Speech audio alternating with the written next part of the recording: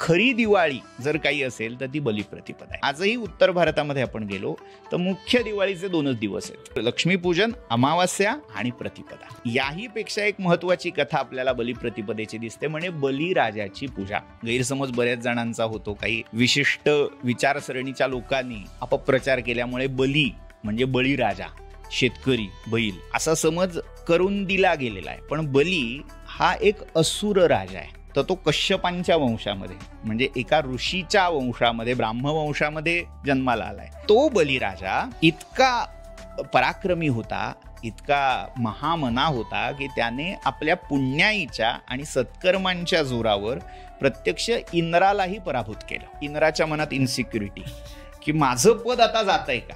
शेवटी सत्ता जेव्हा रक्षण करायची वेळ येते तेव्हा बाय हुक और बाय क्रूक असे सगळे मार्ग अवलंबले जातात. तसं देवांनी सर्वोच्च सत्तेला विष्णूला साकडं घातलं आणि विष्णूंनी वामन रूप घेऊन या बलीला बंधन घातलं. पण तिथे बली म्हणतोय, ज्याच्यासाठी हा यज्ञ समर्पित आहे तोच जर मूर्तिमंत होऊन माझ्या समोर आला असेल तर चांगलं आहे, यज्ञ न करता त्याचं मला पूर्ण फल प्राप्त होत आहे. इथे भक्ती ज्याला आपण म्हणतो, भक्तीमध्ये 9 प्रकार आहेत, 9 विधा भक्ती आहे.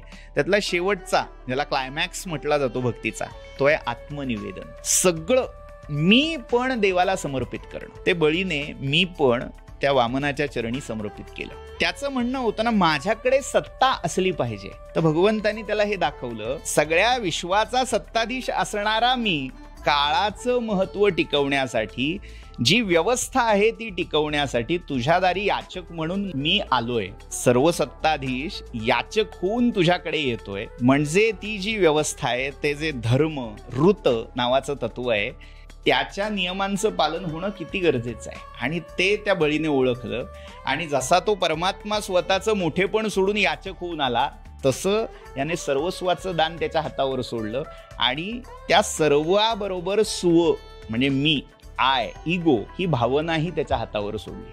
आणि तेव्हा भगवंतानी स्वतः द्वारपाल होऊन त्याचं सुतलामध्ये रक्षण केलं. म्हणजे आज आपल्याकडे सप्तचिरंजीव ही संकल्पना आहे, तर त्यामध्ये बळी हा एक चिरंजीव आहे. त्या बळीचं पुण्यस्मरण करण्याचा दिवस, पुण्यस्मरण हा पुण्यतिथी या अर्थी जरी वापरला जात असला तरी आपल्याकडे पुण्यश्लोक असा शब्द आहे. ज्यांचं स्मरण केलं असताही पुण्य प्राप्त होतं, असा तो पुण्यश्लोक राजा बळी, त्याचं स्मरण करायचा, नवे नवे त्याची पूजा करायचा हा दिवस आहे.